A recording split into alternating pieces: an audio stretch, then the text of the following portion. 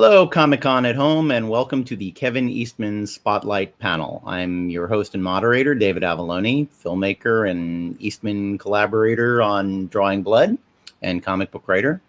And the first guest I'd like to bring in is also frequent Eastman collaborator, Ben Bishop. Hey, everyone. Hey, That's Ben. me. Thanks for having me. And the man himself, the man, the myth, the legend, the flavor of ice cream, Kevin Eastman.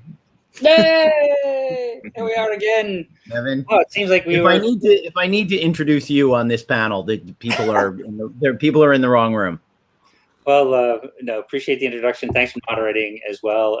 Two of my favorite people and collaborators and peers and drinking buddies occasionally when we actually get together in the same room. It's funny. I was just looking at this earlier. I was moving some stuff around the studio, and it's like, hey, this is our 2020 tour shirt. Yeah. What? Man, what a trip! It was. We did this panel last year, suddenly from at home, and I think even then we were, besides worrying and stressing about all of our friends and family being safe and all that stuff, we were like, oh well, we'll be back out on tour in 2021 because everybody's gonna be happy, healthy, and we're doing well. So we're back on tour. So here we are. Not on tour. Yes, here we are, still back in our living rooms and our dining rooms and our studies. I thought the show was actually going to happen for a while. Didn't they have it over Thanksgiving? And I was like, fine, I'll go. They moved it to Thanksgiving, and I don't think they've definitively canceled that yet. Yeah, I don't know. It was canceled either. I think there should be a Comic-Con every year for people who don't speak to their families. I think it's a great idea. Yeah. I know some people some San Diego fans were mad about it, but I was like, something to do that weekend, except other than reflect on. Or a good excuse to not. People anyway. Yeah. A good excuse to not do what you might normally be tasked with doing. Yeah. Sorry. Arguing with your uncle about politics or something. Yeah. Yeah. I'd rather be in San Diego arguing about who's the best Batman. So we should talk about, you guys created a little phenomenon last year. Didn't it start publishing last year, or did it start publishing this year? No, it's October 28th. Rings a bell as we shipped issue 1. First issue? The Last Ronin. So I wanted to start by asking Kevin, what was the genesis of this? I know this is from you and Peter way back in the day. How did that start, and how did it get to here? It's quite an interesting story, and it's funny because I remember when Peter and I first worked on this story back in 1987. It was at a time when we had just finished Turtles issues 1 through 11, and it was kind of a big arc, and that was wrapped up a lot of things, and we were both kind of pondering where we're going to go next with the Turtles. And so we, in one of our mind melt sessions, we said, well, let's look 30 years down the road and see where they are then, and then we can sort of navigate that way. Toys and cartoons and movies and all that insanity happened, and we never got back to that particular story. So flash forward to basically 2018, Tom Waltz, awesome, incredible Tom Waltz, writer of 100 issues of Turtles. We worked together through that whole series with Bobby Curnow and a whole slew of brilliant artists.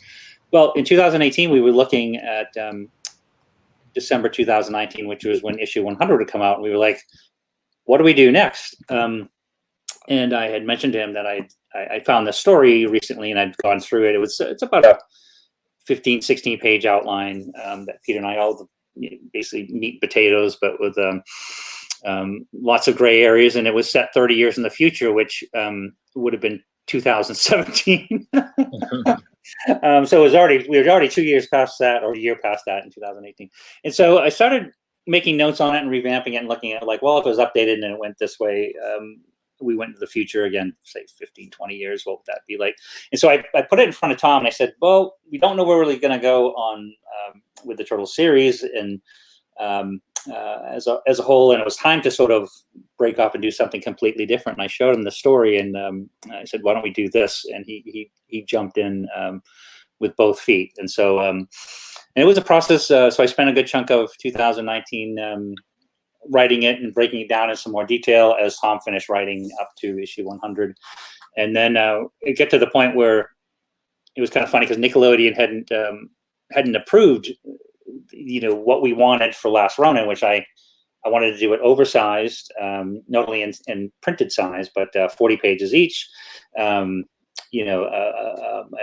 Not free reign, but I wanted to make it, our version of the Dark Knight. I wanted it grittier and edgier and harder than we've done in any of the series. And they agreed to it like the day before issue 100 went to press, and threw an ad in there saying coming 2020. And the minute they did that, we were already late because we hadn't done more. We had, a very detailed breakdown and all that. So that was sort of like hit the fan in the greatest possible way. But now we actually had to do this work, 200 pages, and accomplish it from basically a detailed beat outline of treatment. And it was like, whoa, exciting but scary. Now jump into further is just what was interesting when we actually started on the series. We originally wanted to work with an artist named Andy Kuhn, who I love. Still love Andy. He's a fantastic artist. But for a number of reasons, whether it be just COVID or just all the stuff the whole world was going through, he needed to step aside. At that point, I had Andy as the main artist, and I already talked to our Ben Bishop, our Drawing Blood aggregate, Drawing Blood ace artist, and he agreed to come in and do these sort of flashback sequences, which I wanted to kind of design like Batman Year One kind of look and feel. That would be different from the ongoing series, but I had to find artists that I liked for the main series. And I found them in the brothers, the twins, the Escoza brothers, Isaac and Esau. And man, they dove in with both feet. Just happened to be completely free. They just finished a big project and they jumped into this thing. And we've pretty much started 5 months behind schedule after we were already behind schedule. And so by the time the first issue came out, right up until now, Ben and I are beating feet on issue 4. But like every issue has been like a nail biter, right down to one of those like running through the airport and throwing it to the printer just before.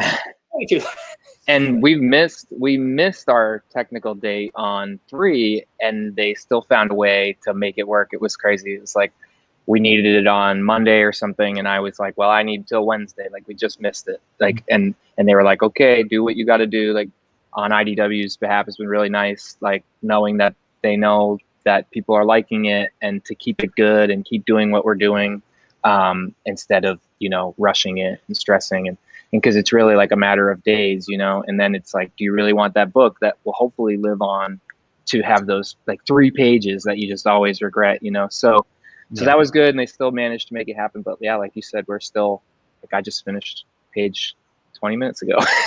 Yeah. I mean, I think that when you grow up and you're a comics fan, I think comics fans start from a position of not having a real appreciation of how much work these things are and how much time they take. And pretty much everything that baffles you about comic books when you're a kid is an element of the industry and the deadline pressure that you don't understand. That's a good point. Why does the cover not match what's happening inside the story? Well, because the cover needed to be in previews 5 months before the writer even started thinking about what this was going to be. Yeah. All writers, I think, become the master of the vague solicit. Batman faces another challenge. Exclamation point. Oh, that one. Sure, that's going to be great.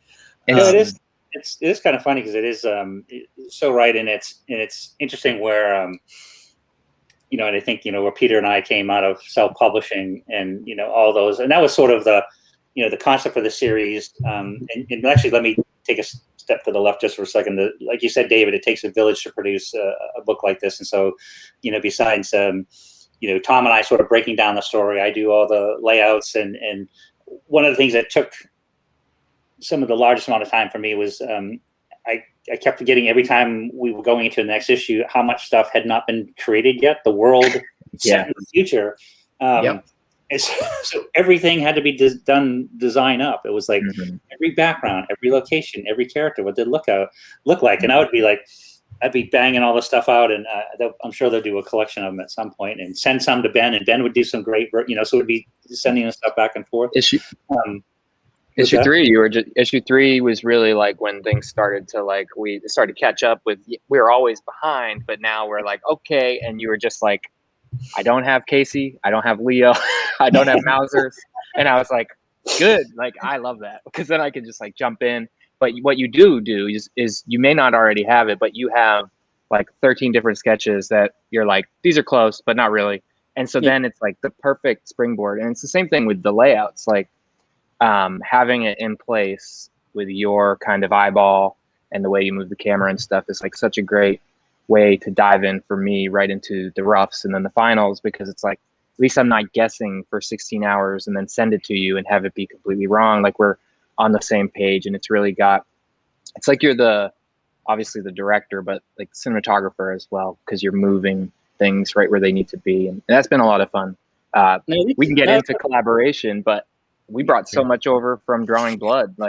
Just the different styles that you talked about was an idea born out of Drawing Blood with the flashbacks on the duo shade and things like that. So that's 100%. Always, I have to say that as the co-creator of Drawing Blood and the writer of it, when I read the first issue of The Last Ronin and it had 3 art styles representing different consciousnesses and different times, I was like, that's nice. It's nice to see the little, that Drawing Blood has influenced. Well, it's also just kind of fun that Drawing Blood absolutely is born from the Turtles. Yeah. And then we have a Turtles project that's kind of born from Drawing Blood a little bit, I think that. Yes, it's definitely stealing from ourselves, because it was some of the stuff that worked. But no, that's, I do look at it as, you mentioned, Ben, too, I feel like it's, and David, because it comes out of movies as well. And I feel like I feel like the director of a movie. And what I find interesting, in fact, I was doing because we are chest deep in issue 4, and it's perfection, and it's we do everything, we work really hard on it. So I just scrapped 6 pages that I'd spent all week on that just weren't working. But at 3 a.m. this morning, I woke up and it was like, bing, and I figured out how to restage it. But it is we're working off a detailed treatment, and what's important to me, and this goes back to some of the earliest roots of not only this concept, Last Ronin, but how Peter and I worked in the early days of the Turtles, is a detailed treatment would be written, but then once you start getting into the layouts or storyboards, if you're shooting a movie or shooting the movie, that's where it all happens. That's where it comes together. That's where because you're not only choosing the angle, you're directing the actors, creating the scenes, which shot looks best. And then in comics, it's always that ever elusive and ever desired perfect page turn. So you get to the bottom of your right-hand page, you want to turn it over to get that impact.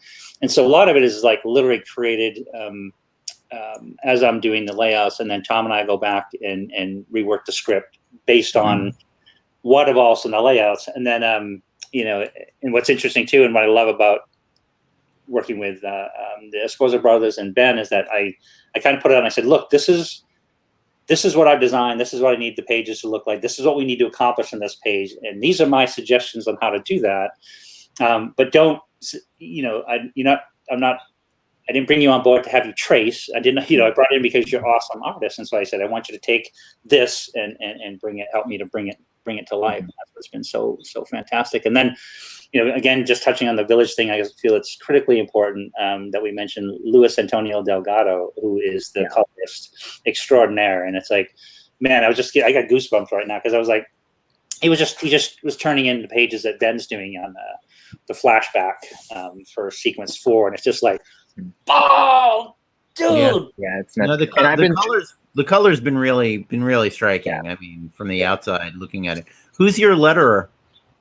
Sean Lee.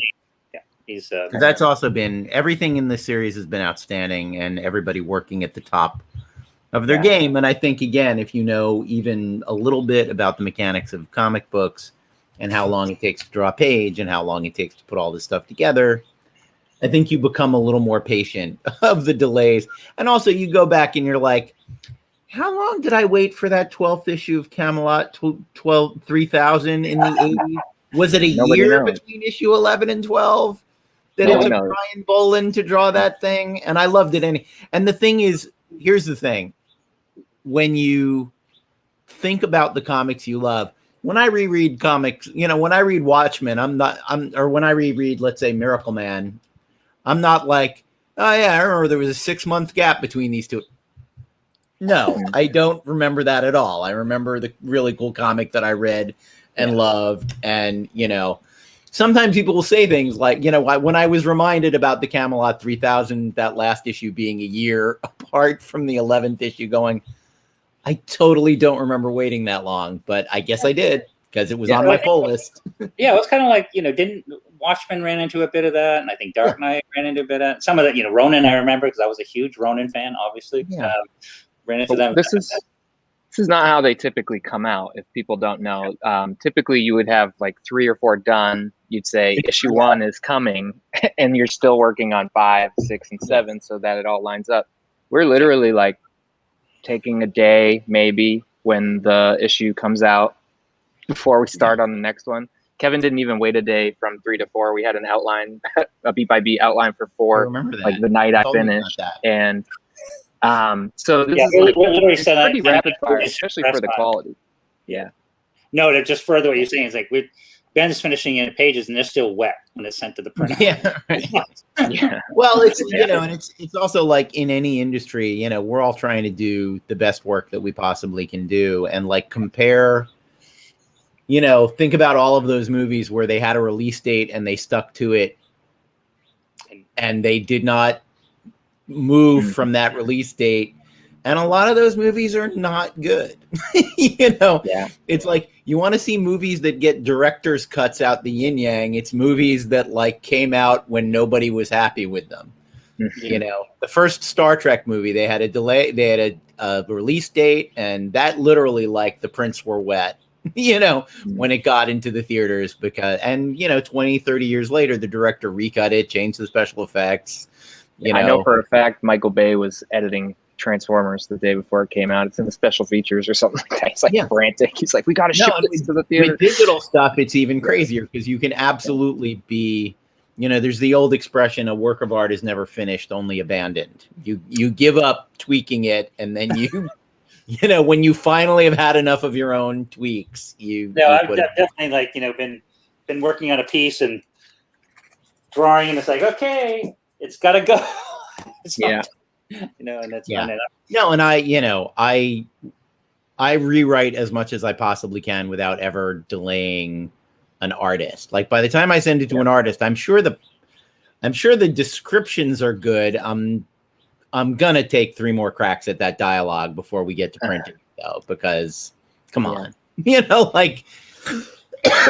Needless to say, we started late, like you said, before we even started, and I think we're keeping a pretty awesome pace. And if anything, we're like right around that deadline day. Like that week is just always going to be rough, And so, but we're going fast, and for the quality that's coming out, like Louise is making me up my game, and he's doing stuff to the brothers pages I've never seen before. And I know the brothers are up in their game with every page I see come in, especially issue 4. And so it's crazy. It's comic book boot camp. We're going to come out of this and crush the rest of Drawing Blood even.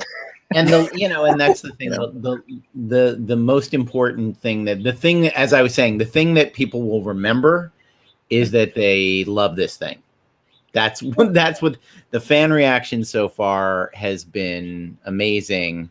It's been really good. Kevin generally slips me a PDF of the issues a day or 2 before they come out, and I'm always like, this is your best. This is everybody's best work. It is, and I'm glad you mentioned, because it's so right. You mentioned the fans, because it is sort of one of those, we, as writers and creators and artists, and the bar we set for all the work we do is all here. It's all like, we want to do the best work, and it is like, making sure it's perfect. Like I said, I literally scrapped. I mean, changes were made to some of the books. Again, the night it was going to press, I scrapped pages this week, which was incredibly frustrating because we're already late. But it is we are forever indebted to and grateful for the fans and not only waiting and their support, because it's we've said a few times, I think this was originally conceived as being a bi-monthly book, a couple years ago, and I think we're kind of quarterly right now, but but it's also yeah, but it's pretty appreciative that the fans are waiting, and we crossed over the completion of issue 3 and getting it out there. It was that's 120 pages into a 200-page story. We're in the home stretch on issue 4, and so that puts us at 160. So we've got that last pretty epic issue 5, and then it's So, but we're and we'll talk about it more when we get into Drawing Blood. And how eternally grateful we are to. Yeah, no, we'll pivot to that in a little bit. I still want to talk a little bit more about Last Ronin. So the sales have been amazing, even in this pandemic year. I mean, I know October of last year, things were starting to get a little bit backed up, but no store was at full capacity. My ride's here, and we should have all looked up. Yeah, right. It's the Foot Clan, and it's. I feel like it's gotten universal praise, and that must be very gratifying after having an idea sitting around for 25 years, to bring it to light like this with new collaborators. No, you're right, and thanks for bringing it, because it is one of those things that a lot of respect for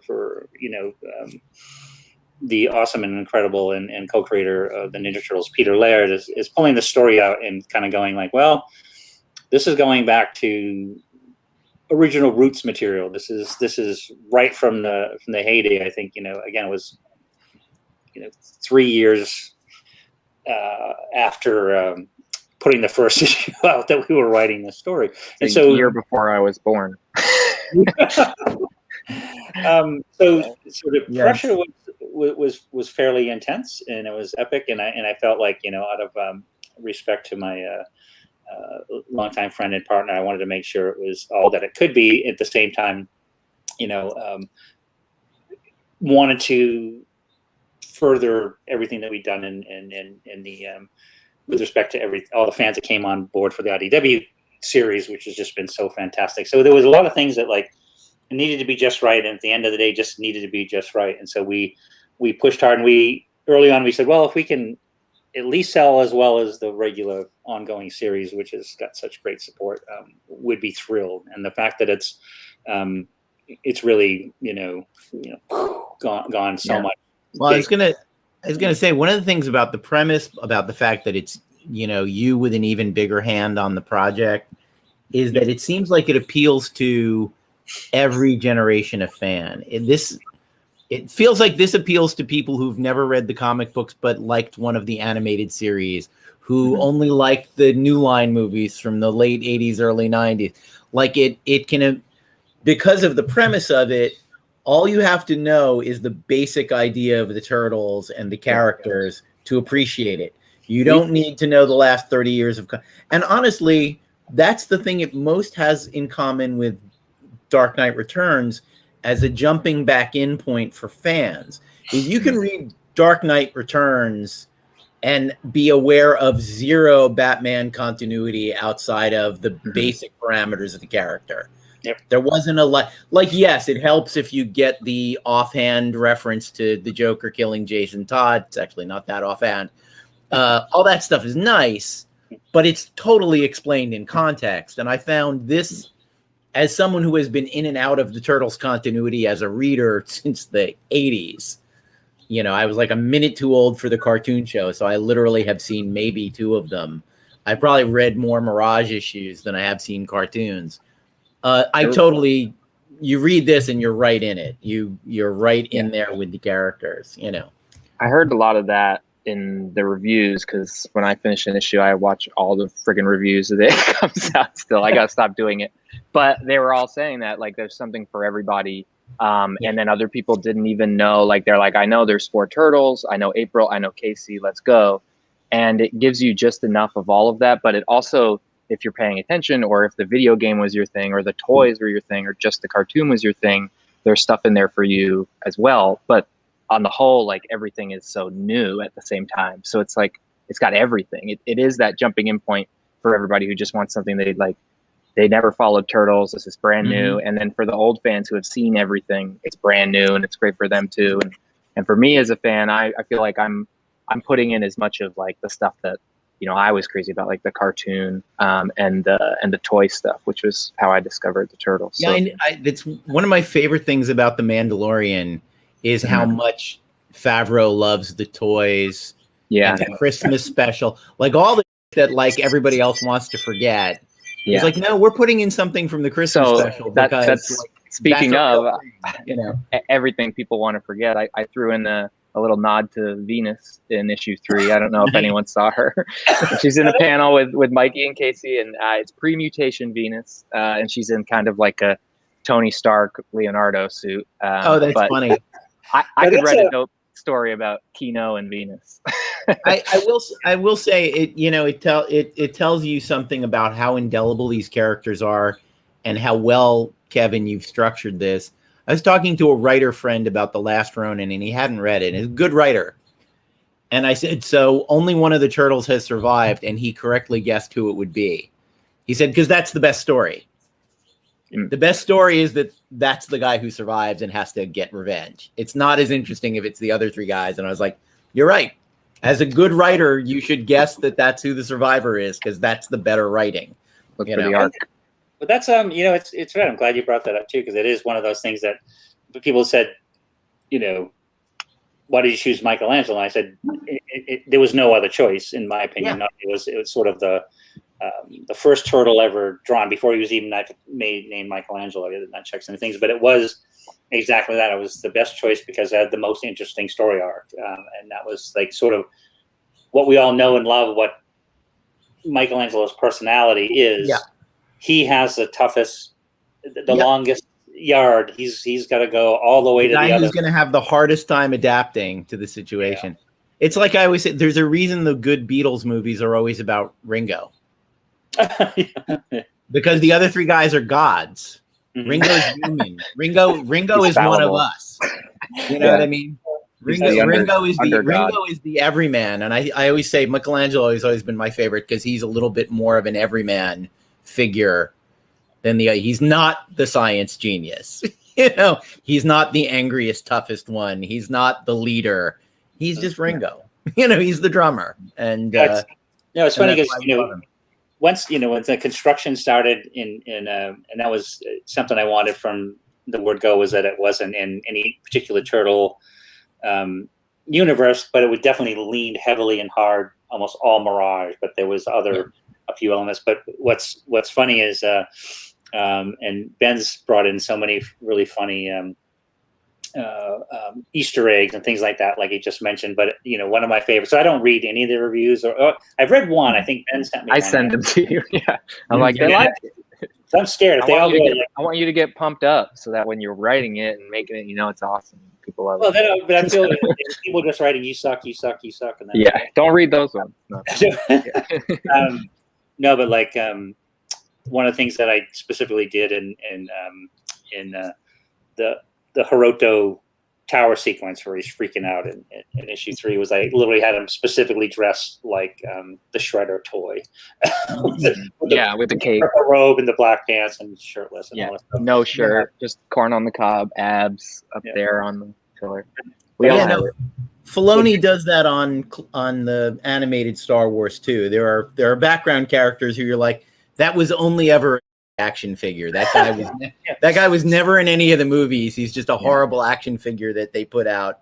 Well, I have an expensive accessory that came with my Hot Toy Mandalorian. That is that ice cream maker from Empire. that later became the Beskar holder, and now it's Yeah. a $200 hot toy accessory.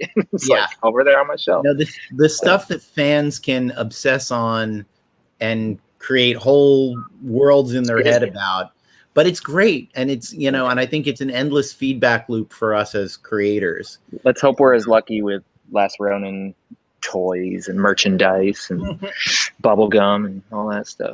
Well, it definitely needs a big feature film adaptation. I think it's not a mistake I'm drawing them like aged up Henson suits. That's what I want to see. Yeah. Well, fingers and toes crossed, and on all that stuff. We never know what'll happen, what the future will bring, and maybe Seth Rogen will borrow some of our ideas. Right, exactly. We'll see where that's going. Have you heard anything about that project at all, aside from that one page of his notes that I think he put out on Instagram or Twitter or whatever?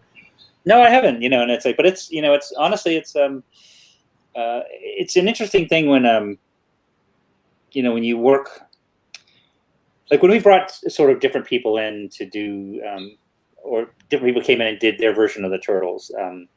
Whether it be, the incredible and awesome Steve Barron, who did the best turtle movie ever made, ever, period, infinity throughout time, to Michael Pressman, who did issue 2, which we had a number of issues with because he really took it towards a live action cartoon. And there were great elements. A lot of people really love Secret of the Ooze. It was a live action cartoon. Stuart Gillard, who did Turtles in Time #3. I liked a lot of parts of that, but there was some stuff that was just that didn't work quite as well. But then you jump to Kevin Monroe with the 2007 animated movie, which is magnificent. Right. Awesome. Yeah. And then some of the later films, and I just put it as you can only do so much, but if you have a director, you have somebody that's in the driver's seat, they're going to either pay attention to what the Marvel Cinematic Universe has done and do it really, really well always. Or you're going to do your version of it, and in my opinion, there's some of those versions I like more, and some I like a little less. I don't hate any of them. I just sort of said that's not the choices I would have made, and so that's what's been so fun about and awesome about Last Ronin is being in the director's chair and really saying the choices being made and how it's being done, and picking my visual effects people, my artists, my story, everything, the team that I have around me is just so fantastic, and bringing it to life more. It's really cool. More than I could have expected. It's really awesome, and I'm thrilled the fans love it. So, yeah. I hope they love it forever. I think they will. Yeah, I think it's gonna get better with age. That's one of those things, we've all had that great experience of reading the first issue of a comic and going, this is an instant classic people are gonna remember this forever. And I think I absolutely think Last Ronin is in that class. It's going to be, it is your Dark Knight Returns. It is the thing that is going to be like considered the epic milestone in the franchise. Yeah. Well, and then, the trickiest thing about any kind of franchise, I only know this the tiniest bit, is handing the keys over to somebody else and seeing what they do. And hoping they don't drive it into a tree, and hoping they like the same things about the characters in the universe that you like, and that they grasp those things is a real. I literally just had my first experience with it, and it's it was a good one. Luckily, it was a positive one. Another writer took over Betty Page at Dynamite, and I read his first issue, and I was like, oh, he likes the characters I created, and he understands them. That's nice. That's a nice feeling. I hope I get that feeling again. But in comics, and I say this sometimes to creators who are a little precious about what they created, success in comics means eventually some other people are going to write and draw your characters. Like inevitably, the demand for your material is going to outstrip what you personally can do in your study. And that's not a bad thing. And it's all about those people coming to you, like Steve Barron, with love and respect and understanding, what's good about what you did or what's great about what you did. But with that, let us pivot to Drawing Blood for a minute before we wrap up the panel. For those who are here only because of the Ninja Turtles and don't know about Drawing Blood is a comic Kevin and I co-created 4 years ago. I don't even want to say. Based on a lot of things, but based on ideas Kevin had in the mid-aughts, I think 2005. Yeah, it kind of came out of a lot of sketchbook notes and things that I did, sort of not only anecdotes and things that I wanted to remember about stuff that I'd experienced with the evolution of the Turtles going into different entertainment, whether it be the publishing part, to the toys, to the animation, to the movies, but also, and this is sort of where Dave and I sort of connected, is that at a comic convention, oftentimes the creators and the industry people that don't get to see each other unless you're at a convention end up in the hotel bar and start swapping stories. And so I started writing down like stories that I heard from different people of their experiences, and that sort of like when Dave and I sort of mind melted on this, I said I want this character to be exist in the world of comics and have all these experiences of all these things. So it's not autobiographical, but there's some elements that are autobiographical, but it's pulling in all these other stories. And the same that David brought is, again, we'd both had worked in films and different industries, entertainment industry. So we brought all these anecdotes in from all these things and created a new character, right to the point where people said, well, it's an autobiography, right? And it's like, no. And I said, on page 6 of issue 1, Shane's in a gunfight, and I've never been in a gunfight, and hopefully never will. Up into the point where, as you get towards the end of issue 4, one of my favorite sequences is based on a turtle thing. But we had Ben drew, not only David wrote, and Ben, we had me meeting Shane Bookman before he's going into a panel with this guy named Morgan Harbour. Nothing to do with Michael Bay. It's a guy named Morgan Harbour. Completely different. Totally different situation at a Comic-Con about the making of a movie of a beloved franchise. And they just happen to look similar. That's your fault, man. I take no responsibility for that. This short chat with Shane, but there's David and Ben are in the background, and Courtney's in there and stuff, and so it's so it was really an exciting opportunity as it came together as a concept, because it was right from what and so much of this book is based on David and I's personal experiences in so many different aspects of this business, not comics as well. David's fairly new to comics, and on the one hand, but he's been around them his whole life. But it's telling a story that is very personal. It's very interesting. We can put this character through some pretty interesting paces and devices, because it's not me and it's not specifically based on a real thing. And then one of my favorite parts of this book is when we were trying to find an artist to help bring it to life. Dave and I were going like, "Oh, what do you think?" And I don't know. And Dave and this young kid from Maine who had kickstarted this book called The Aggregate had sent it to me to read, to give him a quote. And David was visiting, and I was just like, or even Courtney mentioned. I think Courtney mentioned. She goes, "What about this guy?" And it was just one of those things we just went like, "Yeah, we were standing in your dining room." That's crazy. I was at Heroes Con. People have heard this story a million times, but I was at Heroes Con, mediocre show. I was trying to get some Savage Dragon work. Eric Larson was kind of blowing me off. And then just drinking some beers after the show. And I got an email, and it was just like, "Hey, Ben, Kevin Eastman here. I read your book, The Aggregate. I think it's effing awesome." He said, "What are you doing for the next year? Want to do a book together?" And I was like, "What the hell?" And my buddies were all like, "You got to go outside and call him." And so that was like the first of many long combos. I was just going back and forth right there in Charlotte on the sidewalk, chatting you up, and you're telling me about this. You kept saying, "Well, let me send you David's scripts, or let me send you the stuff first." And I was like, no, I'm sure I'm gonna like it. It sounds dope. I'm gonna do it. Yeah, but yeah, that was awesome. And speaking to how, just real quick, but speaking to how you were saying, it's not necessarily you, and of course, David, it's not necessarily you, but you have just like this loads of experience and stories and stuff that you can both throw in there, and different things being like, when you pick up this book, you're going to notice it's very emotional at times. And for me, like, even though I'm a youngster, like I have those experiences too at shows and with other people, or like meeting your heroes and having it not go well, or it does go well, whatever. And so when I'm sitting there drawing them, I'm also feeling like I'm able to put like that same kind of experience and emotion into a lot of those scenes and those faces and those events, which I just like love about that book. I go nuts and skipping way ahead, but David's scripts they're just, I read them and I'm like, oh, I'm going to make people cry with this. Well, yeah, and particularly Act 2, which we're in the middle of right now. To bring people up to speed, we did a Kickstarter in 2017. Yep. Is that right? And in 2018, we put out a 4-chapter volume one to the Kickstarter fans, and we put out an in-universe first issue of the radically rearranged Ronin Ragdolls, who are our analog of the Turtles. But I'd like to say that I'm proud of our creation of the Ragdolls, because they are so many times you see something, and especially in comics, but even in comics movies, and all you see is the pastiche. You don't see, it's not its own thing.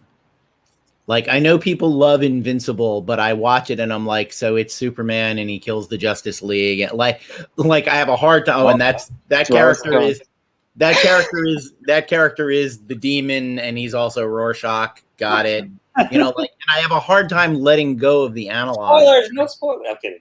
And I think you can read the Ragdolls having no knowledge of the Turtles and love it. Like, I had people ask me, well, who's the fourth one? I was like, they're not the Turtles. There is no fourth one. There are just 3 of them, you know? We'll probably do a storyline somewhere where someone tries to introduce a male Ragdoll and it causes a huge, you know, controversy of some kind. Chaim Saban suggests adding a male Ragdoll to the TV series, and everybody goes nuts. Morgan Harbour did. Yeah. No, that was a couple of things is that as it started coming together, it was just such a wonderful, natural, organic evolution. Not only like of how the idea came together. You know, then David started. You know, what he did with the scripts are just fantastic. That's all him. But what Ben brought to the acting and the characters and the scene, just the way it's paced and the way that works, and just, you know, because you can have a great script and you can either create a panel that distracts from that, or you can create a panel that adds to that. And so far, I think, and you've got to keep it up, is doing a great job. It's only going to get better. And I just want to touch on, especially on Ragdoll, because we did want to create this in-universe thing as part of the whole mystique of Shane Bookman's creation, and it's sort of one of the important things that puts him through the paces that you're going to see through the entire series, which will be 12 issues by the time we're done. But we were incredibly fortunate to work with Troy Little as well, who brought to life the radically rearranged Ronin Ragdolls. We all collectively worked on the designs. I did this sort of final sketch. I did the layouts based on the final script that David and I worked out. David's script, we worked out the story. But it sort of became its own thing. And then instead of going to publishers, it was just one of those, we had a few conversations, and it was just dawned on us as like the perfect way to lose all control and all power and all independence of this series is to go with publishers. And luckily, Ben had built his career out of doing Kickstarters and the things that he did, self-publishing. And so Peter and I started that way, and we just all unanimously sort of said, well, let's do a Kickstarter. Let's raise the money and see if the fans will support this idea. And as David mentioned, thank goodness, 2017, and we launched it at San Diego Comic-Con. What's funny, here we are. So the when people ask me for Kickstarter advice, by the way, I always say, have a partner that's at least a decade younger than you, because they will have more energy for this thing, and they will put a lot of energy into it. Because if it's just a couple old guys, holy. That was the thing. As soon as I knew that we were gonna, I feel like we're kind of 3 control freaks. We collaborate really well, but we know what's good and what we like and what we want the final products to be. And I know I am with my own stuff before I even met you guys. And so when I found out I was a big pusher for Kickstarter, and just like, let's do it ourselves. Like, screw everyone else. Like, we don't need the publishers. Diamond's gonna take this. Shop's gonna take this. Whatever.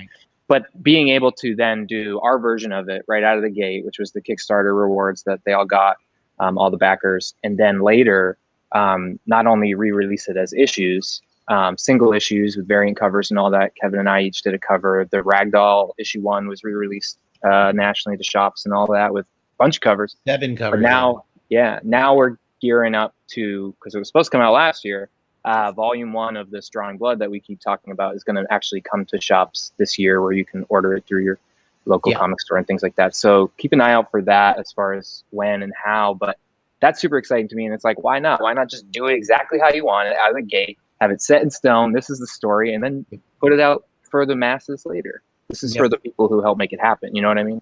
Yeah. Well, that's what led us to the success, and how, because David and I had talked about, I think we originally said 9 issues to tell the whole thing, and David came back after a bit. As the writer, I kept going. It was originally going to be 8, and then 8. And I actually think the reason we started with 8 was I remember this conversation. We thought that more issues would scare off a publisher. Yep. So I think we thought, I can wrap this up in 8. It'll be a little rushed, but I think we can do it. And then when we started doing them independently, I started thinking, well, why are we doing it in 8? Yeah. We're the publisher. And I started I'm running out of room to do it in 8. Can the first be 9? And then when I got into the writing issue 5, the first one of the second volume, I went, this is going to be 12. I think Kevin and I had a call, I feel like, where we were like, here are the 3 acts that these 3-4 issue chunks represent. And, volume 2, which will be going to the Kickstarter fans sometime late in this year, and then will be out as a trade paperback, hopefully not more than a month or 2 after that. I think that, that's been, this is the apology part of this sequence, because we were talking about this, we talk about it quite a lot, is because we're all working together on different things, is, we did 2019, again, we thanked everybody profusely at San Diego Comic-Con and released an issue that we said we're going into the second Kickstarter for volume 2, which is issues 5 through 8, and then a 40-page Ragdoll special, kind of based on the fictional animated version that Tony Little also drew, which is fantastic.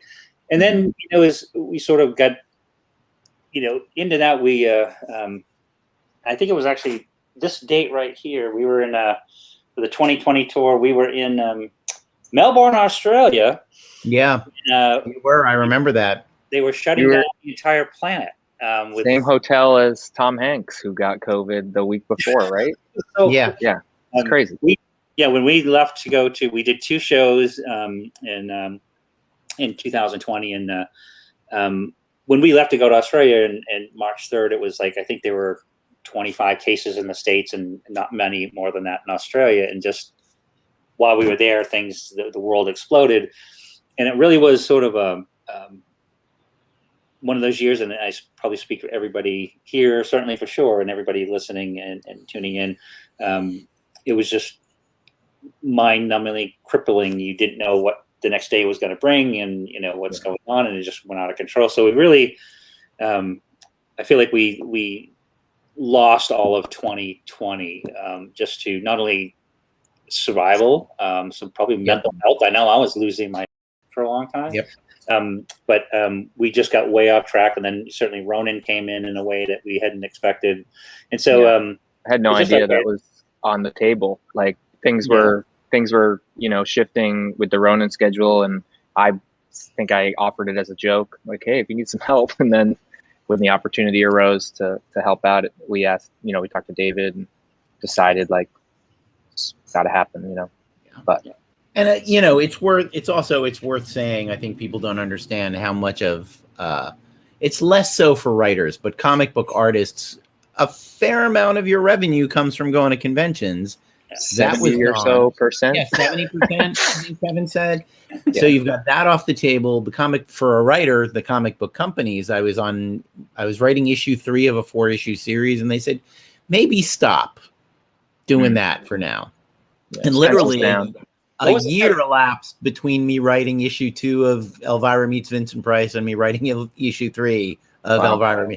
like literally. And I could have written them in my spare time just to kill time, but also, you know, the world was ending, and we were all preoccupied with other things, and scrambling to make a buck, and scrambling to keep food on the table and a roof over the head, and that slows it down. It's funny. I just remember like reading all this different stuff, and even, you know, all these comic companies that were the term was pencils up. You know, pencils up, and you know, we can't. Pencils up. You know, Diamond shut everything down. Comic book stores couldn't even. You know, our friends like Golden Apple and other comic stores all over the country we know and we work with, and they're like, we don't know if we can make it another month. Much like, you know, any. No, it was 2020, and the last 4 years were a stress test of a lot of things, but 2020 was a stress test of the comic book industry. And like the rest of the country, all the broken stuff became obvious. Yeah. All the stuff that was unsustainable, kind of like the diamond system, the unsustainable things fell apart and got replaced, got, you know, superseded, all whatever. But all that to say, I should wrap this up. We're getting a little towards overtime, but I always like to wrap up panels and things with where can we find you and what's next. This will air the last week in July. I think so. And or in there somewhere. When's the next issue of Last Ronin dropping? I think it just got moved to September 1st, maybe. Maybe I read that wrong, but end of August, early September, I think. And that's 4? 4. That'll be the next one out. Okay. And then for Drawing Blood, just to wrap up that too, is like I've got 6 more pages of Ronin, and then I'm on Drawing Blood. I can't wait. I hang everything up on my wall. I've been staring at 3 finished penciled issues, just waiting to do the finals. After this dream job, obviously, of doing Ronin, so it's like I'm ready. COVID got everybody creative, like you said, and we all figured out how to do it, and now everything's back in motion, hopefully, and we're cranking. Yeah. No, and I think that's what's you know, again, the wrap on Drawing Blood is exactly that. Is sort of, you know, we're super excited to be working, super excited to, you know, all the stuff we're doing, Ronin, all that stuff, but, you know, our heart is really in Drawing Blood 100%, and we all want to get back, especially if, you know, David's issue number 8 script will make you cry just from reading the script. But I think that was a hard one. You know, the point is that we apologize for the delays. We apologize for not, you know, getting it out as sooner than we have. We appreciate your support and your understanding. We are cranking, and we promise you that by the time you get volume 2 in your hands, it'll be worth the wait. And then we have 4 more issues to go on Drawing Blood. I will say that keep your eye on everyone's social media. If you follow any of us, I'm at Avallone at Twitter. I'm easy to find on all of the things because I have an unusual name. We're here. I'm Bishart, Bishart. And you've got Kevin's website. So if you follow all of us, I promise you will know when Drawing Blood Volume 1 is in previews, and we will beg you to tell your comic book store owner to order some, tell your local bookstore to order some. Follow Drawing Blood Comic on Instagram. I think I was just telling you, David, that after these 6 pages, that's going to start lighting up again as I'm working on Drawing Blood. I can't show any like preview stuff of Ronin because it's so top secret. It's speculative. With you Drawing can Blood, give away the occasional panel of Drawing Blood with no trouble. Anyway, thank you so much, guys. Thank you, Kevin. Thank you, Ben. Thanks, David. And thank you all Comic-Con fans. We hope to see Comic-Con at home viewers. Thank you for joining us. Tell them to give us a real panel next year, real in person with an audience. Let's hope next year we see you all in a stuffy, crowded room in San Diego. And we'll get you some prints. Thanks, guys. Thanks, David. Thanks, everybody.